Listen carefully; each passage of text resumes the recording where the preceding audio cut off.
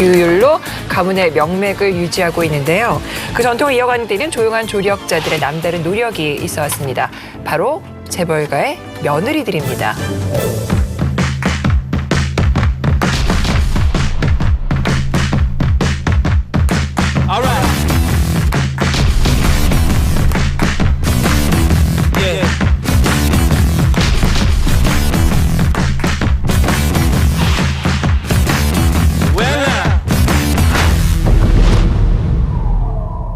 최근에 땅콩 리턴으로 좀 이슈가 됐던 재벌 이슈도 있었는데 원래 그 재벌가의 며느리를 좀 떠올리자면은 굉장히 기품이 있고 우아한 그런 좀 여성의 대명사 그런 이미지를 떠올리게 되는데 삼성가의 홍라희 여사를 빼놓고 말을 할 수가 없을 것 같아요. 그럼. 재계의 퍼스트 레이디라 불리는 홍라희 여사 이야기부터 먼저 시작을 해보죠.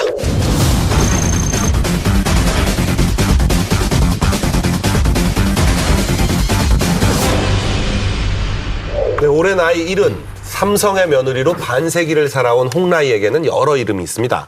삼성그룹 창업주 호암 이병철 회장의 며느리, 재계 1순위 삼성그룹 이건희 회장의 아내, 삼성전자 이재용 부회장, 호텔신라 이부진 사장, 제일모직 이서연 사장의 엄마, 삼성미술관 리움 관장뿐만 아니라 세계 100대 부자의 유일한 한국인으로 이름을 올린 남편 이건희 회장이 개인 자산 약 13조 2천억 원으로 국내 개인 재산에서 압도적 1위를 지키는 데 이어서요.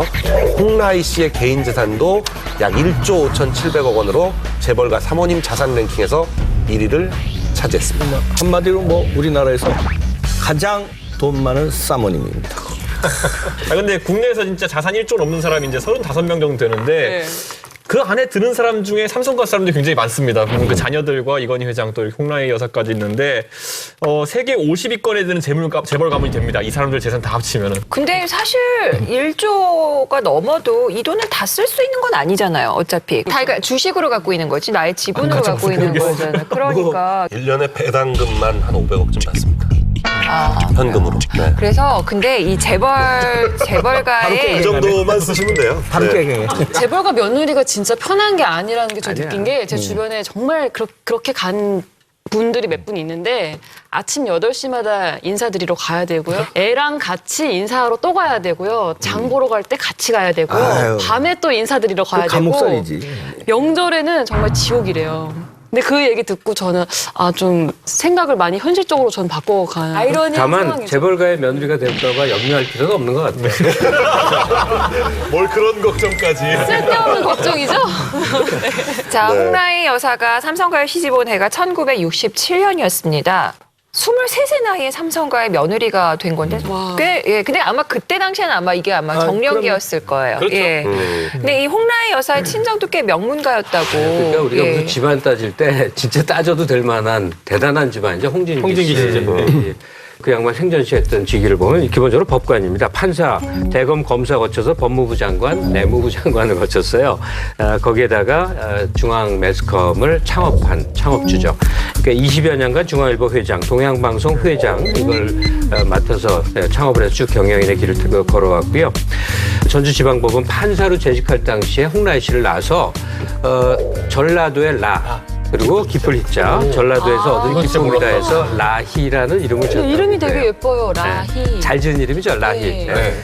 홍라희 씨 친정을 일컬어서 우리나라에 좀 있는데 그 중에 하나죠. 서울대 집안. 그러니까 온 가족이 그냥 다 서울대를 나와버리는 그런 케이스인데 온 가족이 다 경기고등학교 나왔습니다. 그것도 경기에. 경기고 서울대요? 그러니까 4명의 남동생 모두가 서울대 졸업하고 홍라희 씨도 서울대 응미과, 응용미술과 졸업했고요. 아들, 홍라희 씨 아들 이재용 씨도 서울대 보냈죠. 근데 그게 만만치 않았던 거죠. 그러니까 아들 하나 서울대 보내기가 이렇게 힘들었어야 하면서 학부형된 소회를 밝혔다고 그러는데 우리나라에서 어떤 경우에도 공평하게 앞으로 대학 가는 거라고 그런 얘기를 하죠. 돈으로는 못 가니까. 홍진기 씨하고 이제 이병철 씨가 사돈을 맺기로 서로 약속을 하죠. 근데 먼저 이병철 씨가 며느리감 선언을 봅니다. 그 홍라희 여사가 이제 서울대 미대 그 응용미술학과인가요? 그래서 이제 그 다니는 학교 3학년 때 국전에 입선한 경력이 있대요. 그러니까 자연스럽게 이제 이병철 회장도 워낙 그림에 조예가 있으니까 국전에 같이 한번 가서 나 그림을 좀 볼 수 있게 안내를 좀 해라. 그래서 이제 안내를 쭉 하는데 사실은 뭐 그림을 보러 가셨겠습니까? 며느리 보러 갔지. 쭉 하는 걸 보니까 전문가적으로도 공부도 잘했고 몸 매무새라든지 얼굴 매무새가 너무 이쁘니까 이제 마음에 쏙 들었던 거죠. 이미 그때 이제 내정을 했다 그러더라고요. 이병철 회장이 생전에 자기 직원들을 뽑을 때도 일일이 다 면접을 봤다는 거 아니에요? 그 처음에. 60년대 초반까지. 초반까지. 봤죠. 네. 그런데 직원을 뽑는데도 그런데 이건 누구야? 며느리를 고르는 거 아니에요? 얼마나 까탈스럽게 잘 봤겠어요. 그래서 지금 그 이병철 회장이 자식을 혼사를 어떻게 했느냐를 보면, 그러니까 그땐 셋째니까 셋째가 물려받을 거라고 생각을 안 했죠. 그러니까 그 판사 출신의 그리고 장관 출신의 홍진기 씨 집안에다 보낸 거고요. 또 그리고 한 명은 당시 삼성하고 럭키가 양대 가문인데 그 럭키에서 LG 창업주 구인회 회장 있잖아요. 구인회 회장의 셋째 아들인 구자학 씨하고 그 차녀 이숙희 씨하고 결혼을 시켰고, 막내딸인 이명희 씨 같은 경우에는 3대 5대 국회의원이자 3호 방직 정상희 회장 아들 정재은 씨하고 결혼했습니다. 그리고 이명희 씨 같은 경우에는 손영기 전 경기도지사, 그러니까 관료 출신이죠. 손영기 전 경기도지사의 딸 손봉남 씨하고 결혼을 시켰고. 분야별로 쫙 안배를 해요. 안배를 한 거죠. 그러니까. 대단하다. 근데 이런 거 얘기 들어보면 확실히 신데렐라는 없는 것 같아요. 그리고 또 신데렐라도 또 그렇다고. 왜 고현정 씨 있잖아요, 고현정 씨. 신데렐라도 신데렐라라고 그거라고 볼 수가 없는 게 이미 왕궁에 초대될 정도면 거기도 이미 평민은 아니었다 이거죠. 그런 얘기를 하더라고요. 그리고 옛날에 이렇게 막 그런 돈 많은 집안에서 명예를 좀 이렇게 얻기 위해서 막 의사 뭐 준비하는 학생들이나 변호사 준비하는 학생들하고 이렇게 결혼시켜가지고 막 혼사하고 막 그러잖아요. 근데 두 분들은 어땠어요? 그 시대에 막 차 키 3개 갖고 와야 된다 막 그런 얘기 있었잖아요. 저희 때만 해도 제가 이제 90년대 초반에 사법연수원을 다녔는데, 그러니까 법대 시절에는 그런 개념이 없고요. 고시가 돼야 되니까. 고시가 안 되는 경우가 많기 때문에 고시가 돼서 사법연수원에 가면 이제 그 중매쟁이들이 쫙 연락이 오거든요. 키 3개 갖고 와야 된다 막 그런 거 그러니까 있잖아요. 저희 때만 해도 벌써 이 변호사나 법조인의 가치가 확 떨어져가지고 재벌은 전혀 없어요. 다만 큰 우리가 기업은 없어요. 그걸 기업은 비난하면서 위로를 받지만 결혼의 전 역사는 거래혼이에요. 그러니까 이 필요한 것을 주고받는 관계였고, 사랑에 의해서 커플이 이루어진다는 건 아주 최근 한 100여 년 동안에 새롭게 생긴 풍조인데 네. 이게 가난한 사람들의 위로책이었다는 거예요. 근데 우리 사모님은 딸이 2명인가요? 딸 한 명이죠. 딸 1명. 그 만약에 이뻐. 아, 딸 재벌가에서 뭐 이렇게 제안이 온다 그러면 어떻게 하실 거예요? 첫째 재벌에서 절대 제한이 안 올 거고요. 아니 온다면 이쁘하네, 이쁘. 일단 그 남자를 보겠죠. 그 남자가 제대로 교육을 받고 제대로 된 사람인지, 혹시 뭐 비행기 타다가 땅콩 제대로 안 깠다고 이제 난리 칠 사람인지 그걸 봐야 되겠죠.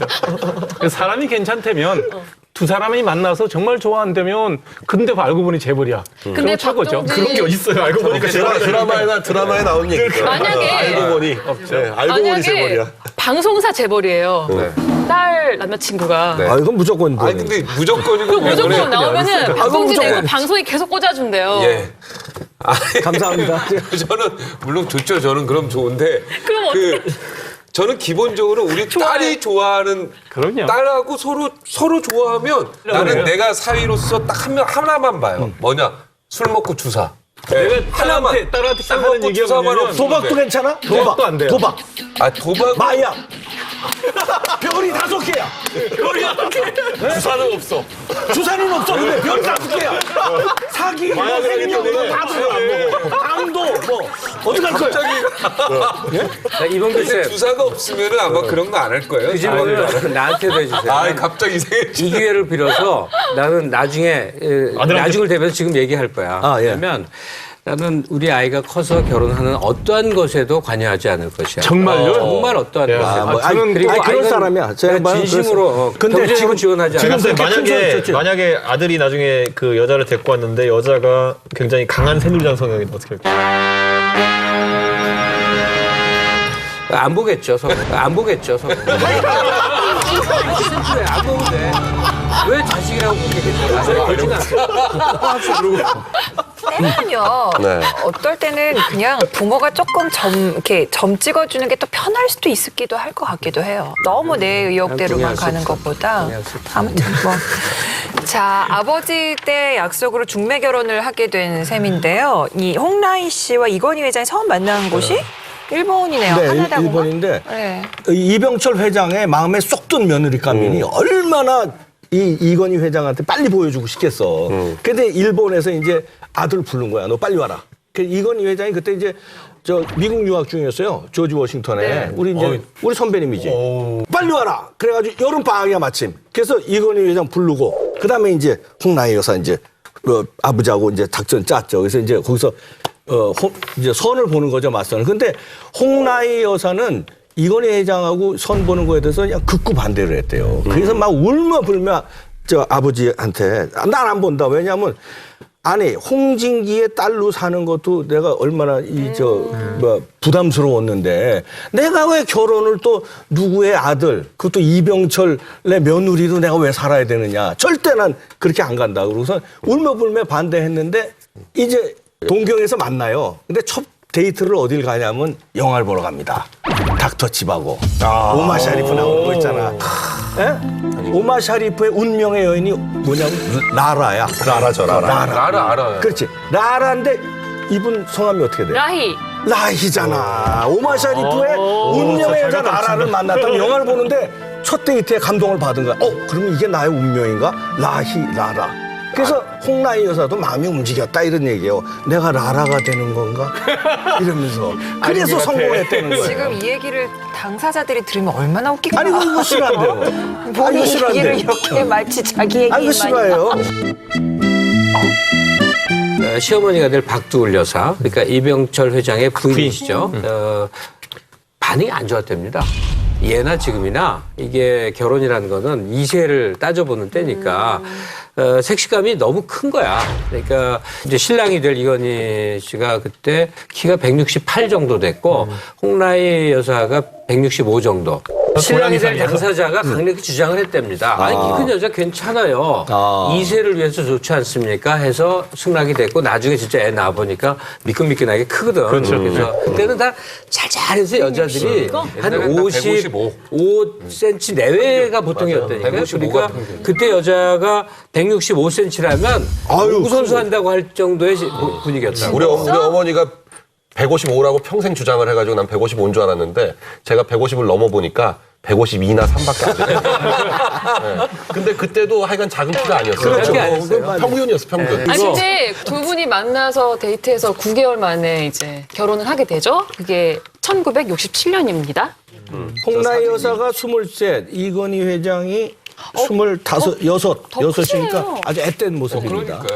자, 이건희 회장이 삼성그룹 부회장을 거쳐서 오랜 후계자 수업 뒤에요. 이병철 회장이 타게 하면서 1987년 삼성그룹을 물려받게 되는데요. 더구나 이건희 회장은 집안일에 신경 안 쓰도록 하는 게 가장 훌륭한 내조라고 강조를 했다고 합니다. 그래서 부부스라의 일남 이녀 모두 어머니의 영향을 많이 받았다고 하죠. 네. 홍라희 여사 이거 자녀 교육법 어떤 환경에 처하더라도 그 환경에서 반드시 잘 적응할 수 있는 사람이 되라. 네, 이거를 가장 1조 1항이라고 정했다고 해요. 지금도 굉장히 예의 바르고 또 겸손한 사람으로 잘 자랐다는 평가를 받고 있는데 실제 아들 이재용 부회장이 미국 유학 시절에도 기숙사에서 남들하고 똑같이 숙식하고 그다음에 대중교통 이용하게 했고요. 그리고 절대 튀지 않고 평범한 학생으로 생활했다고 합니다. 근데 이건희 회장도 사실 뭐 아들 사랑, 뭐 자식 사랑은 끝내줬다고 얘기하는데 그래서 자녀들이 중고등학교 다닐 때도 직접 이제 뭐 끌어안고 아이고 내 새끼 이러면서 뺨 부비고 이렇게 하기도 했었고요. 네. 그리고 또 아까 이재용 그 부회장이 이제 서울대 가는 것 때문에 홍라희 여사가 고민이 많았다 그랬는데 이건희 회장 꼭 옆에서 그러면서 서울대 안 가도 되는데 이러면서 얘기해가지고 아마 홍라희 여사는 옆에서 속이 뒤집어졌겠죠. 그걸 보면서. 근데 전체적으로 삼성가의 그 자녀들이 보통 어머니를 엄한 역할로 인식하고 또 아버지를 또 약간 뭐라 그럴까 좀 다독여주는 역할로 인식해가지고 오히려 이렇게 아버지와 이렇게 친밀하게 지내는 경우가 이렇게 많았다고 해가지고 홍라희 여사가 가끔은 좀 외로움도 느꼈다 이렇게 얘기하는데 저도 이거 경험 비슷해요. 보면은 딱 어릴 때 보면 아버지 어머니가 짜고 하는 건지 아니면 하다 보면 그렇게 되는지 모르겠는데 롤플레이를 했던 것 같아요. 보면은 근데 이제 나이가 드시니까 그 역할이 바뀌시더라고요. 아버지 어머니가. 그 이건희 회장님의 유명한 어록이 있잖아요. 마누라와 자식 빼곤 다 바꿔라. 프랑크푸르트? 그래서 그런지 이건희 회장 옆에 항상 홍라희 여사가 함께 했어요. 중요한 행사나 뭐 해외 일정마다 옆에서 꼭 이렇게 손을 잡고 다니시는 모습이 상당히 보기 좋았는데 일명 그림자 내조로 유명했죠.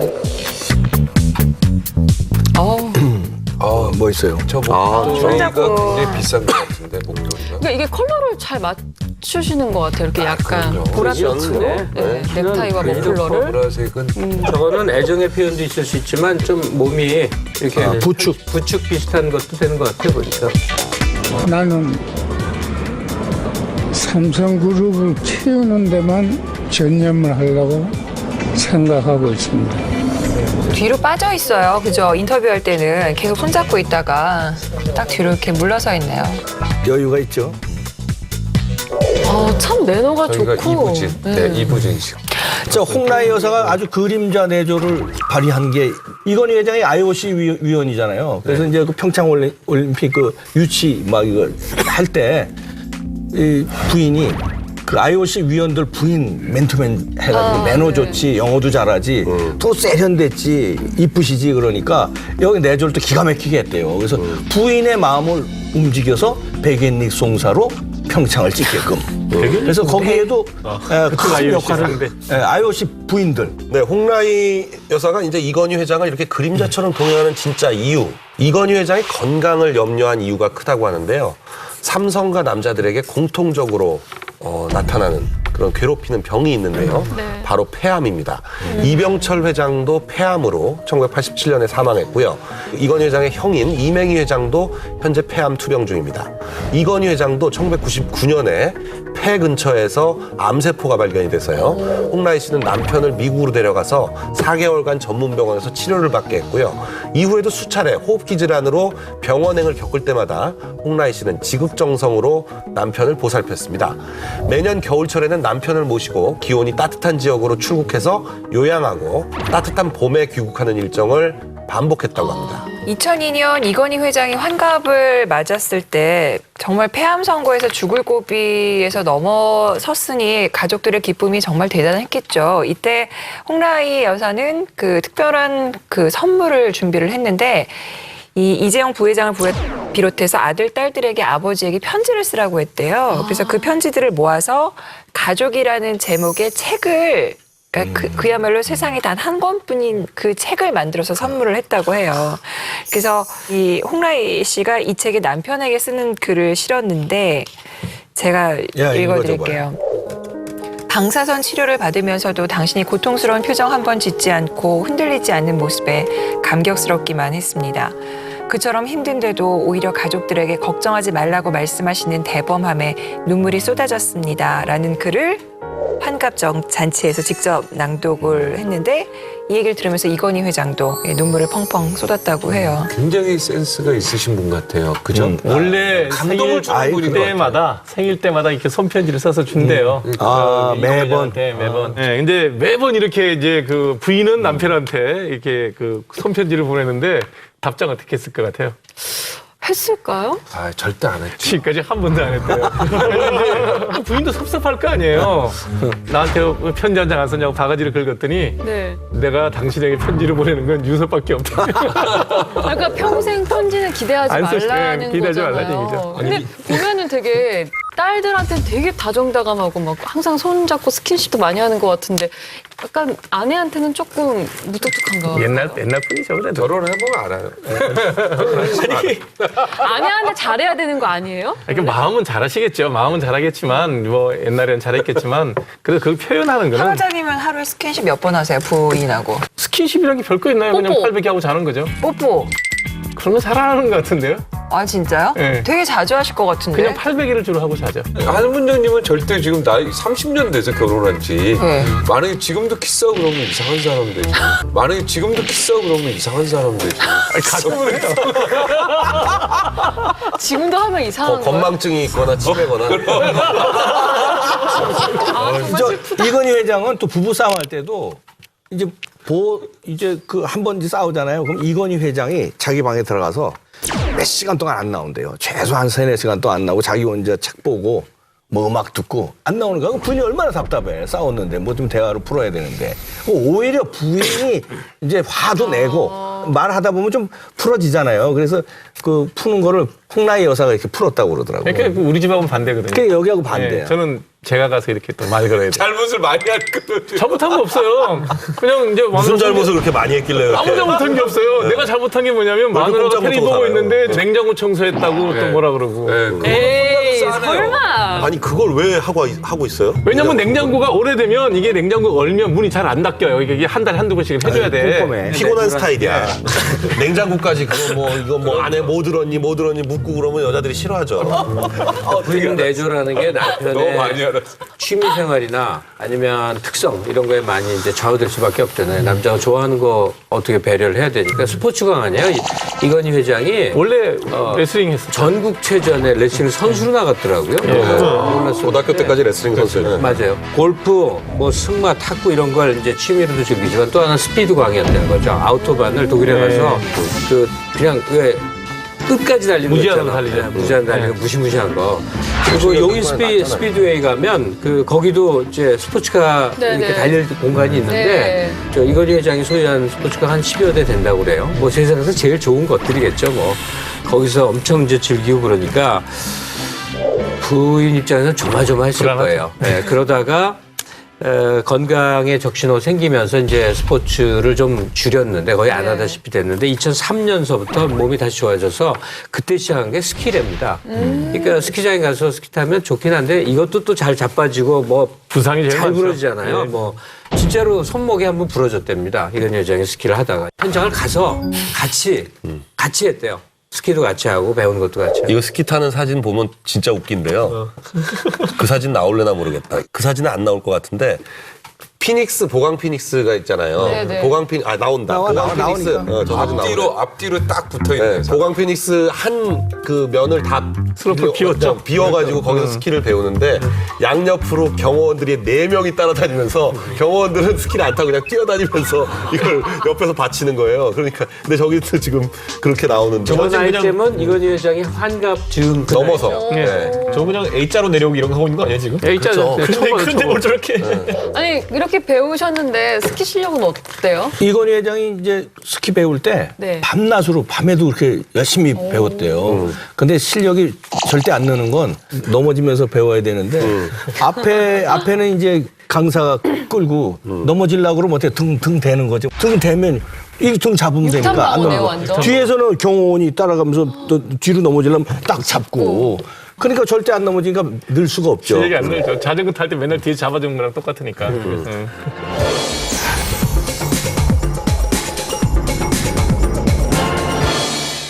홍라희 여사는 재벌 총수의 아내이기도 하지만요. 국내 미술계의 1인자이기도 합니다.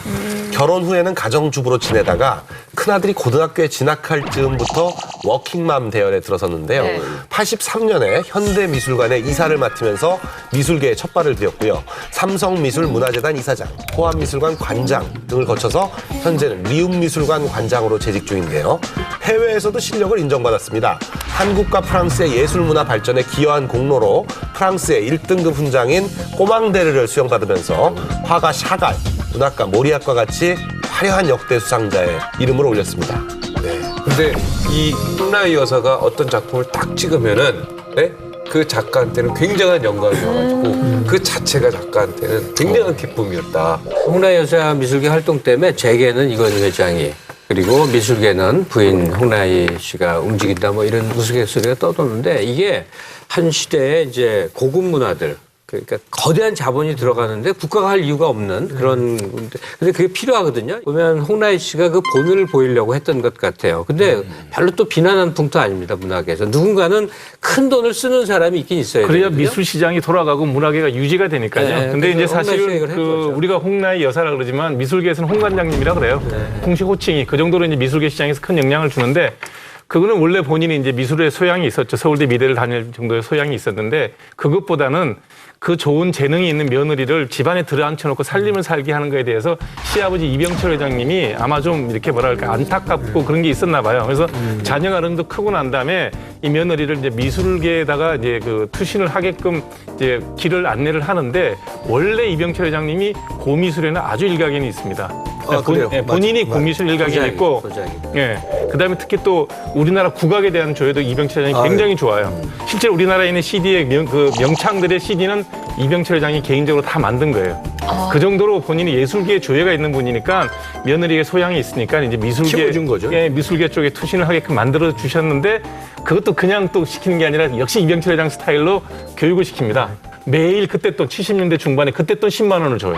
꽤 큰 돈이에요. 현금을 주면서 숙제가 뭐냐면 인사동 가서 골동품 사오라는 거예요. 너 마음대로, 너 안목대로. 그러니까 이제 그런 걸 매일 이제 시아버지가 심부름을 시켰으니 가서 사와야 되니까 얼마나 머리가 아프겠어요. 공부를 많이 하셨겠죠. 그러니까 인사동에서 가서 이제 그 자기 나름의 그 시각을 가지고 그림을 컬렉션을 한 거죠. 이게 고미술품 쪽. 그걸 보고 시아버지 입장에서 볼 때는 이 친구가 상당히 안목이 있다라고 이렇게 봤을 거예요. 그러고 난 다음에 이제 미술계에 투자할 수 있도록 그 이병철 회장님이 많이 이제 도와주신 걸로 그렇게 해서 미술계에 입문한 걸로 소문은 나 있죠. 맞습니다. 삼성가의 그 유별한 미술 사랑은요, 이병철 회장에서 시작이 돼요. 이병철 회장이 그 굉장히 수직강이라고 하시는데, 이병철 회장은 평생 500개의 골프채, 그리고 라이터, TV, 잡동사니부터요, 국보급을 포함한 문화재, 그 다음에 고미술품 2만여 점을 갖고 있었고요. 홍라이 부부도 자택이요, 작은 미술관이라 불릴 만큼 명작들 수집으로 유명합니다. 이런 삼성가의 미술품들을 기반으로 2004년에요. 국내 최대 규모의 그 사설 미술관이죠. 리움을 설립했는데요. 기획부터 안공까지 9년에 걸쳐서 홍라이 여사가 직접 관리하면서요, 각별히 애정을 쏟았다고 합니다. 리움 미술관은 미술관 자체가 그게 예술품이에요. 뭐 엄청 유명한 이 건축가 세 사람이 동시에 설계해가지고 만들고 그래가지고. 3, 2, 1.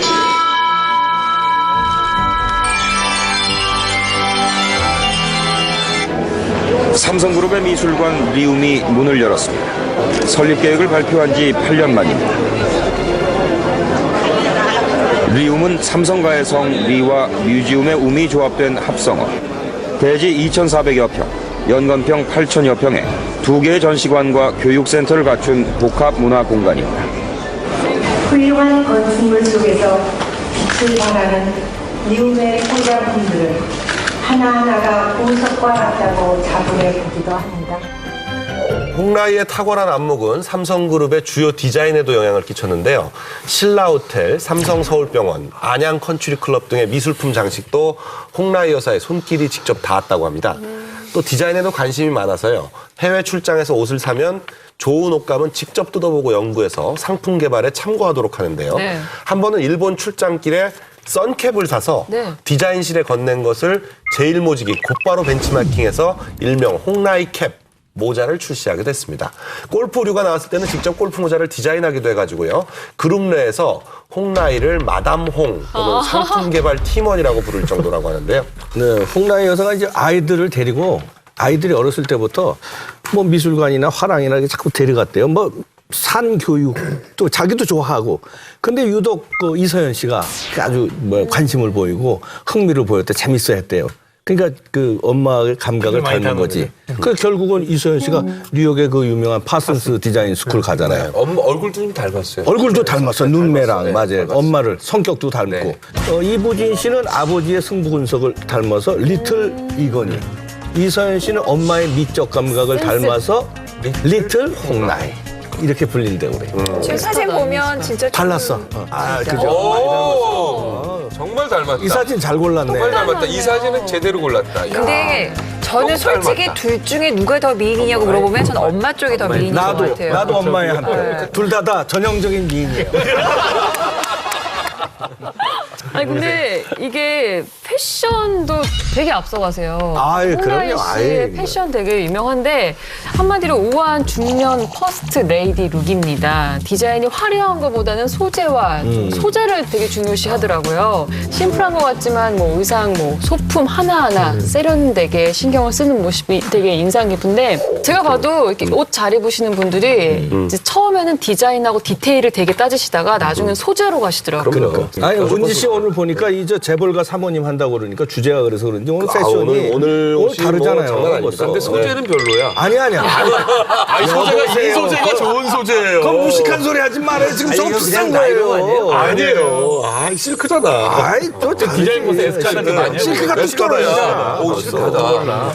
지금 이제 사진에 보이고 있는 옷이 시아버지 탄생 100주년 기념식에 입었던 실크 소재의 보랏빛 이 원피스 겸 좀 롱재켓인 것 저 같아요. 아무나 소화 못해요. 이게 굉장히 화제가 됐었는데 둘째 딸 이서연 씨가 브랜드에서 제작을 한 옷이라고 합니다. 국내 제작품이에요. 제일 모직. 그렇죠. 네, 제일모직에서 특별히 제작한 거고요. 네. 그리고 하객 패션도 굉장히 또 유명하잖아요. 신경 써서 맞춘 옷 같죠? 굉장히 비싸 보이고 비팅하고. 네. 옷 입는 사람이 워낙 스타일이 좋으니까 옷이 태가 나네요. 사람도 명품이시죠. 저분은 싼 거 입어도 아마 비싸게 보일 글쎄 요즘 뭐 유행 많이 하잖아요. 뭐 3만 원짜리 자켓 입었는데도 그 마마에서 큰 상 받았던 친구 누구죠? 강 누구죠? 아, 강소라 씨. 네, 그 친구도 뭐 3만 원인가 5만 원 동대문 패션 근데 옷이래 그게. 옷이 되게 사람에게 날개를 달아줄 수는 있는데 그 사람의 애티튜드가 또 옷에도 날개를 달아주는 거예요. 그러니까 이번에 그 케이스가 멋있는 얘기한다. 야, 오늘 좋아. 점점 더 잘해. 준비했어 오늘. 애티튜드 그거 굉장히 어려운 단어인데.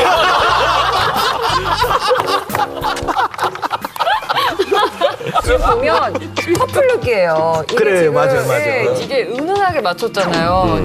그러니까 홍라이 여사가 이제 보라색 머플러를 하면은 보라색빛 넥타이를 하시고 그리고 사실 홍라이 여사뿐 아니라 많은 재벌가의 사모님들이 미술관을 운영하시잖아요. 갤러리 같은 거. 홍라이 여사의 신임자 신세계 그룹 회장인 이명희 회장도 미술 전공자라고 제가 알고 있거든요. 예, 이게 좀 흥미롭죠. 그러니까 이명희 신세계 회장하고 홍라이 씨하고 올케 신의 사이 아닙니까? 그렇잖아요.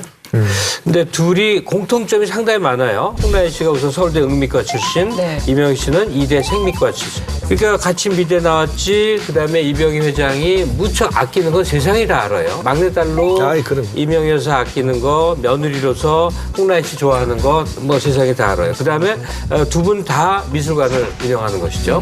특히나 이명희 회장도 신세계 갤러리, 여기는 뭐 전통이 있고 오래됐잖아요. 거기서 뭐 유명한 사람들이 꽤 워낙 많이 해갖고 그래서 매년 재미있는 경쟁 구도가 하나는 성립이 된대요. 달력 전쟁이라고 표현되는 거예요. 그러니까 삼성 대 신세계가 달력을 만들어서 이제 배포를 하는데 그게 네. 아주 화제라는 거죠. 오, 그거 연말 연초에 은행 가면 이렇게 나눠주는 달력 아니에요? 그 달려가고 차원이 다르죠.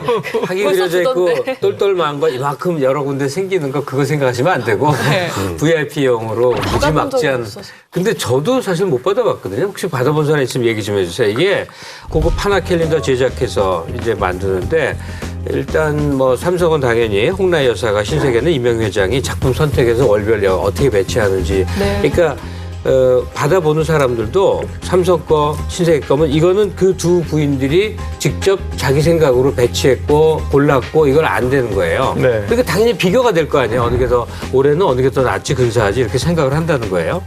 그래서 그룹 간에 자존심 경쟁까지 벌이면서 일종의 달력 전쟁을 한다는 건데요. 그 종이가 달력이요? 이 아르슈제라는 종이를 쓴답니다. 뭐 대단히 좋은 종이겠죠. 이 비싼 종이를 써서 실제 작품과 질감이 거의 차별화되지 거의 않을 만큼의 좋은 해서 그래서 미술품 애호가들이 이 달력은 컬렉션용으로 수집을 한다고 그래요. 네, 현재까지 삼성은 부동의 1위를 지키고 있는 것 같지만 요즘 삼성가의 분위기는 좀 위기를 맞고 있는 것 같죠? 그렇죠. 이제 2012년도에 그 이병철 회장의 큰 아들 이명희 회장이 이제 이근희 회장을 상대로 그 유산에 대한 소송을 제기를 하죠. 결국은 2년 동안 소송을 끌다가 1심에서 패소하고 2심 넘어갔을 때 이제 큰형이 이제 소송을 취하를 했죠. 이 과정 중에 CJ그룹에서 뭐 그 영향을 행사했다는 얘기도 있고 해서 그 장손 그룹이죠. CJ그룹과 삼성그룹의 사이가 좀 멀어지고 이런 관계가 있었고 그래서 이병철 회장이 제사 지낼 때도 옛날에는 같이 그래도 순찰을 두고 호암 그 박물관 쪽에서 다 제사를 지냈는데 따로따로 제사를 모시고 그렇지만 CJ 인재원에서 제사를 지낼 때 홍 여사님은 가셨대요. 그러고 난 다음에 또 이번에 그 이재현 회장, CJ 이재현 회장이 구속돼 있고 지금 병이 사실은 굉장히 심하거든요. 의사 입장에서 봐도 병은 굉장히 심각한 상황인데 그래서 홍라이 여사가 나서서 범 삼성가에서 이제 좀 선처를 바란다는 네. 그런 탄원서도 직접 제출하고 어찌됐든 이 삼성가 이병철 회장의 그 가문을 하나로 묶으려는 노력을 홍 여사님 직접 많이 하시는 것 같더라고요. 홍라이 여사의 그 어머니, 이 어머니가 2013년도에 돌아가십니다. 근데 이 어머니가 원불교 신자였어요. 근데 친정 어머니가 이제 유언을 남기는데 유산 전액을 원불교 재단에 기부해라. 그래서 이제 다 기부했고요. 168억 원입니다. 네, 굉장히 큰 돈이죠. 그리고 홍라희 여사가 이 원불교 해외 포고를 위해서 또 120억 원을 기부하고 매년 이건희 회장의 생일에는 뭐 설탕, 햄, 떡, 뭐 식용유 이런 것들을 풍성하게 준비해서 가난하고 어려운 사람들 그리고 아픈 환자들에게 이런 걸 좀 전달해오는 행사를 지금 몇 년 하고 있냐? 30년 가까이 하고 있습니다. 2011년에는요. 법정 스님에 못 냈던 병원비 6천만 원도 대신 내줬다고 합니다. 삼성의 입장에 봤을 때는 작은 돈일 수 있지만 이건 개인 돈이니까 큰 다르죠. 돈이죠. 개인 돈이기 때문에. 자, 그런데 지금 홍라희 씨는 지금 꽤 근심거리가 클 것 같아요. 무엇보다도 이제 7개월째 병상에 누워있는 이건희 회장, 그리고 큰딸 이부진 씨가 지금 이혼 분쟁에 돌입해 있죠. 이무재 삼성전기 부사장과 이부진 호텔신라 사장의 이혼이 순탄치 않을 것으로 보입니다. 임 부사장이 아들의 친권과 양육권을 포기할 생각이 없다고 밝히면서 이혼 소송 가능성이 높아진 겁니다. 이부진 씨 같은 경우에는 그 남편 이무재 부사장하고 지금 친권, 양육권 이게 지금 문제가 되고 있잖아요. 이혼에는 뭐 별 그 다툼이 없는 것 같은데 친권, 양육권을 전부 이부진 씨가 가져오겠다고 하니까 그걸 포기 못하겠다. 이무재 부사장이 지금 그러고 있어서 소송을 결국 해야 될 것 같은 그런 상황인데요. 그 사실 이건희 회장은 절대로 이혼 안 된다 이렇게 해가지고 이혼을 못 하고 있었던 것 같은데 이건희 회장이 이제 병상에 있으니까 이혼 소송에 본격적으로 들어가게 됐는데요. 잘 해결을 해야 되겠죠. 근데 왜 친권까지 가져오려고 하는 거예요? 이무재 씨 입장에서 너무 당연한 거 아니야? 내 아이인데. 아니, 그러니까 저는 이부진 씨가 왜 친권까지 가져오려고 하냐 이거죠. 아니, 삼성의 그건 전통이니까 그건 뭐 우리가 뭐 왈가왈부 그게 무슨 전통이야? 아니 삼성은 전통이 아니죠. 삼성은 이혼을 해도 친권하고 양육권은 절대 안 뺏기는 게 그 전통이에요. 양육권은 안 뺏기는데 한 번밖에 안 했잖아요. 지금. 아니 오늘 전통이래. 이재용 부회장이 지금 최근에 제일모직이 상장되면서 거기서 대박 터뜨렸잖아요.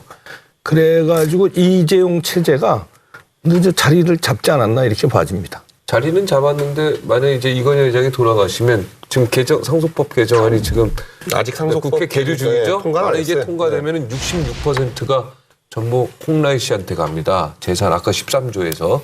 그러니까 엄청나게 사실은 삼성 전체에 있어서 어떤 사실 지금 왜 근데요. 66%예요? 1.5대 1대 1대 아니 아니야? 그 새로 바뀐 상속법 개정안 개정안 50%를 배우자한테 먼저 주고 그다음에 나머지를 1.511로 하기 때문에 66% 가져갑니다. 이제 상속 관계도 다 마무리 지어야 될 때고 왜냐하면 뭐 냉정히 말해서 다시 뭐 이건희 회장이 정력적으로 활동하는 거는 보기 어렵다고 봐야 돼요. 그냥 이제 과거의 사람이 된 거죠. 그러니까 지금 우리가 홍라희 씨 얘기하면서도 어떤 생각이 드냐면 이제 우리도 명실상부하게 대물림하는 재벌 가문이 형성이 분명히 됐단 말이에요. 그럼 제 보기에는 홍라희 씨가 중심을 잘 잡는 게 무척 중요한 것 같아요. 재벌가라는 이 재산을 바탕으로 어떻게 해야 사회 속에서 역할을 하느냐. 이거는 홍라희 씨가 제일 많이 집중해서 생각해야 될 말이에요. 자, 이번에는 SK